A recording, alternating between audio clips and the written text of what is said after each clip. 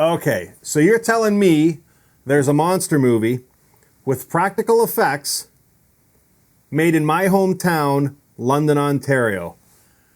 Hell yeah, I'm gonna watch this flick.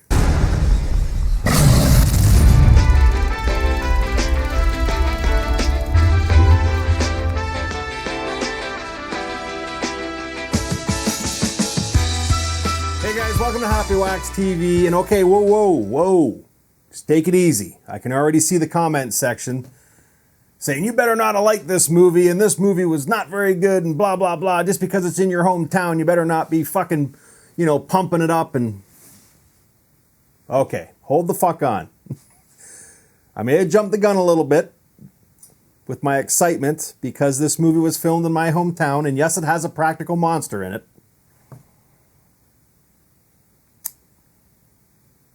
But there is absolutely nothing new in this movie at all. I'll read you a synopsis. Mercenaries with nothing to lose, which actually isn't true because the main mercenary has everything to lose.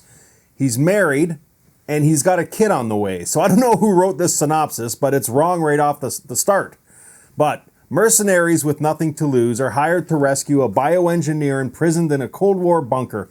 Upon entering the ominous facility, they find themselves in the fight for their lives when they come under attack from an unknown and deadly creature. Okay, well, again, with this synopsis, they just took... all you have to do is watch the trailer to know that they make it into this bunker, okay? But, the first act of this movie, we're introduced to our three main characters.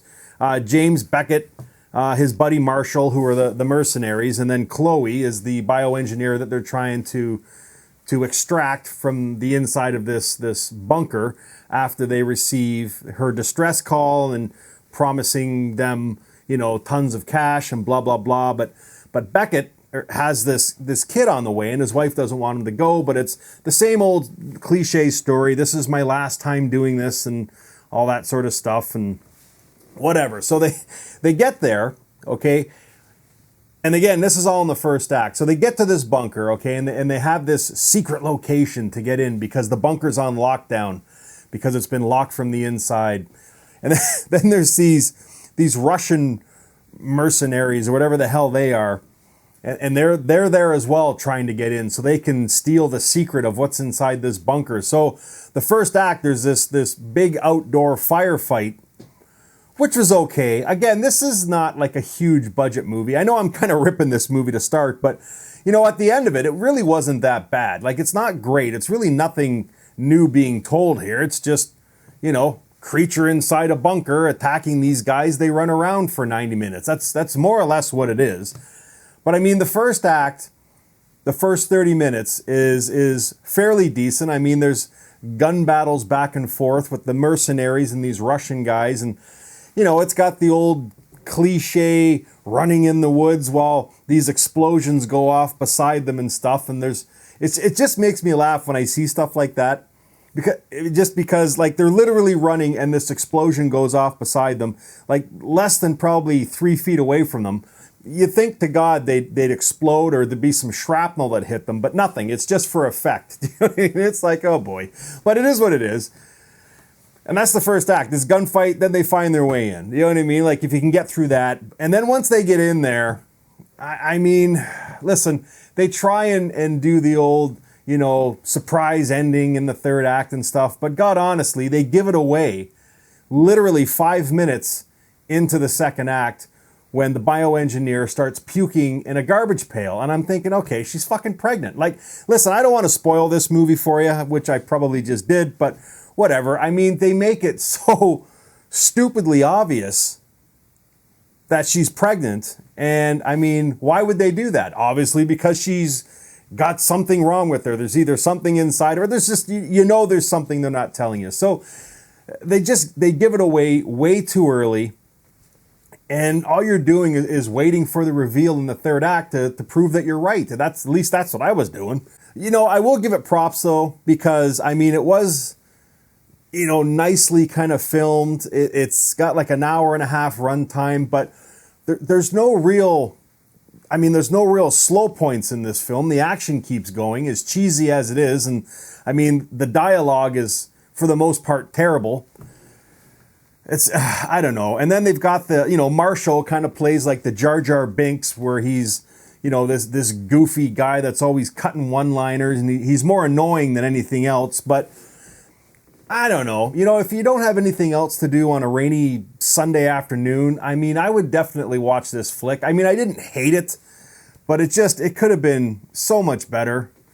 So, just, I don't know. Just the dialogue, and it's just the same old thing we've seen before. I will give him props, like the creature, even as practical as it is, and I've said this till I'm blue in the face, I will accept a man in a rubber suit 100% of the time as opposed to a CGI creature. And I will give him massive props for these creatures that are in this film, okay? Because yes, it's a guy in a suit. I mean, just watch the trailer, but it's nicely done. He's all kind of gooey looking, but he's heavily taken from the liquor creature, which is in Resident Evil, but that's fine. I'm fine with that. I mean, it's low budget. If they copy that style a little bit, then so be it. At least they kept it practical.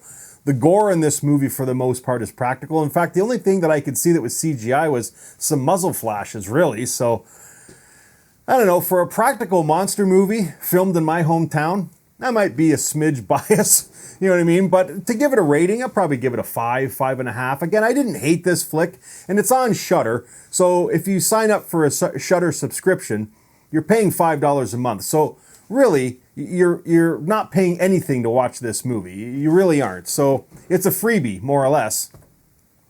And I didn't think it was that bad. On IMDb, they're giving it like a 4.5, and that's pretty close. I mean, if this wasn't filmed in my hometown, I'd probably give it a 4.5 as well. But hey, it's got the local extra point to get it up past that flunk mark. So I'm going to give it a 5, 5.5.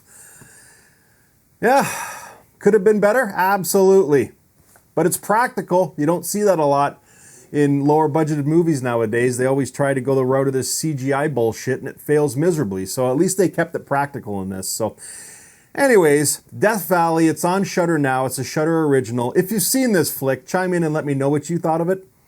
And if you haven't, again, I've said this 1,000 times. Why you do not own the Shudder platform, I have no idea. It's $5 a month.